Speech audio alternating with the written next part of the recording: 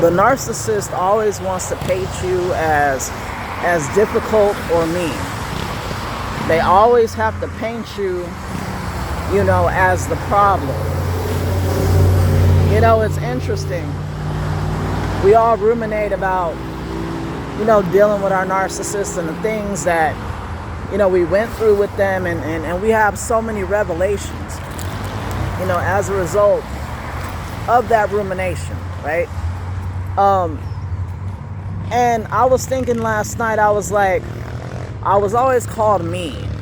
I was always told I acted like a crotchety old person, which in hindsight, and if you if you translate from narc to person, what that probably meant is I was logical, I had logical arguments, I was reasonable, and I had the ability to think ahead, which is, some of the things that older people are blessed with by virtue of having been on this planet a little bit longer. So in hindsight, really, that probably was a compliment, but it was really an envious thing because my mom cannot do any of those things.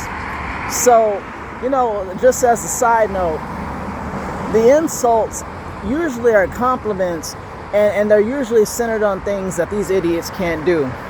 But to get back to the point, I was thinking last night, I was like, my mom always called me mean and like, oh, you're like an old person, oh, you're this, oh, you got a hot temper, you got that, and you got this and that. She never took stock of the fact that she produced a hot temper in me by doing dumb shit a lot.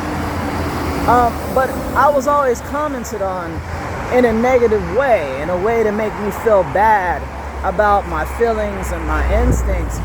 And I was just thinking to myself the other night, or last night I should say, the way she chose to try to manipulate me when she wanted things is a testament that I was never a mean person. Because if I was a mean person, you wouldn't try to play on my heartstrings. For example, when it was getting clear that I was, reducing my contact with her again, I've said this in several videos, but I gave my mom basically a year, and I just kept asking her about all the hard things we had gone through, and, why these things happened. And quite literally, she ignored my messages and talked about other things. So like, for example, I would say, hey, you didn't said this to me when I was 12, and it still fucks with me, and I'd like to know why that happened, and I would like to know why you made that choice. I would like to know that, because that doesn't make sense that anyone in their right mind would do that to a child. So what was going on inside of you, right, that produced that and made you behave in such an egregious way to your own child, right? And she would literally respond with, yes, so your cousin Mike just bought a house in Arizona, and his daughter Tiffany, well, she's going to college, but she's going away. She's gonna go to Washington State or some shit. Like, it would be like that. It would be, yeah, fuck you, I'm not answering that, okay? So that was the process. But in between that process, she would, like, as she saw I was leaving and I was not taking my foot off her neck about these issues and the abuse she perpetrated on me, as she saw that I was not going to stop, as she saw that I was not going to give up, as she saw that I had developed a strong core of self-respect and I was demanding fair fucking treatment, as she saw that, she tried to appeal to my better nature, a better nature that she had said that I did not have, a better nature that she said did not exist within me. And she would send me shit trying to play on, my heartstrings. Hey, I'm sick with this, I'm sick with that, I don't know about this, I don't know about that. She knows I'm a nurse, she knows I'm in healthcare. Hey, they just prescribed me this and I'm scared to take it, and blah blah blah, can you explain it? Trying to change the subject, trying to fucking move the goalpost, trying to make it so that the conversation now becomes a conversation about how I can help her and how I can comfort her and how I can make her feel at ease. My question is this: if I was such a jerk, if I was such an asshole, if I was such an unfeeling kid, right, and I just grew up into a stubborn, myopic asshole, why would you try to elicit sympathy from me? I know a lot of people in this life, and many amongst them are not the best people, and I'm forced to work with them and see them every day, okay? We all have to work with assholes. You know who I wouldn't go to for sympathy? An asshole. If I needed sympathy or validation of any kind, I would not go to an asshole. That's like trying to squeeze a stone and hoping to get water out of it. That doesn't even make any sense. It's not intelligent. They don't have it in them. You know why? Because they're assholes. So I say all this to say, when the narc says, you're difficult, or more accurately, tells you you're difficult, and then in addition to that, triangulates you, to the rest of the family, saying you're difficult, saying you're mean, understand you're probably the opposite. Just like, that dig at me, oh, you're like an old person, and stuff like that, saying like it's a bad thing. When they say you're mean and you're difficult, maybe all you were was a nice person who was trying to assert your boundaries. Maybe it was a good thing. But the narc can't let you have good things. Anything good about you, they gotta flip. Anything good about you, they gotta flip. If you're a son of a narc and you're good at sports, well then you're probably a dumb jock and you don't know nothing. And they're gonna use that against you. Why? Because you're probably better at sports than your dad ever was. Right?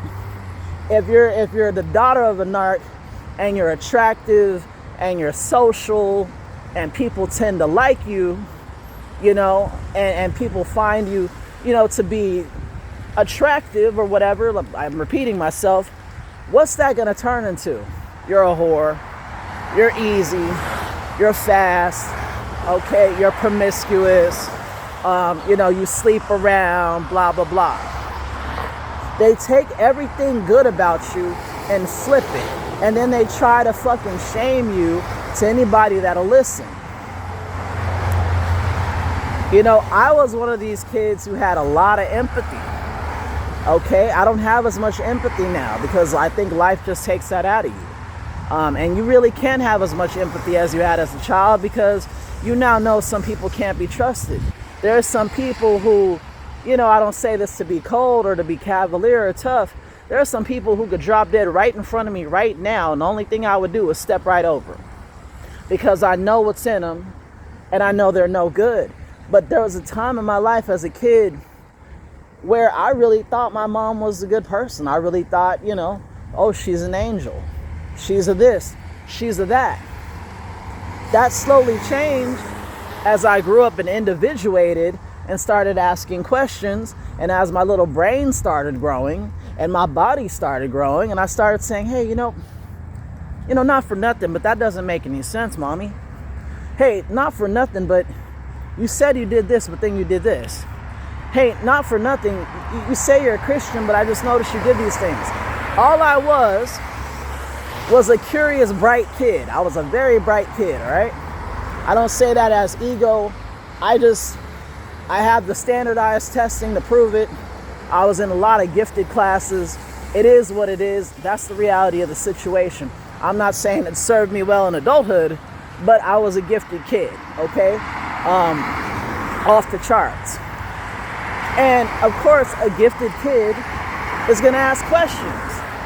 All kids ask questions, but if you're naturally curious and you got the mind of a scientist and you're constantly probing for patterns so you can understand the world a little bit better, you're gonna ask some fucking questions, especially if you're new here. Children are new here. They're gonna ask you shit. Sorry. Maybe they'll say it in a way you may not like. You know why? Because they don't know how to confront people in a proper way yet. You know why? Because they're kids. But all that was turned into I was a bad person because she felt bad about me pointing out the bad that was in her.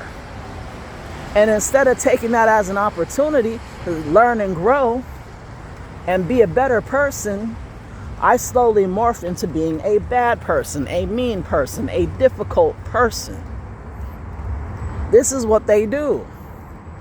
Okay, so I say all that to say, don't let yourself be bogged down by these labels. You know, for years, I thought I was a bad person, a mean person. It kind of made me low-key feel dirty inside. It made me feel like I was just this naturally tainted person. And I've carried that into adulthood. Do you think that served me? Do you think that that has helped me? Do you think that that's made me feel confident about my place in this world? Do you think that's something that has been a positive experience for me? Or do you think it takes every ounce of my will to fight that perception of myself and keep going? What seems more likely?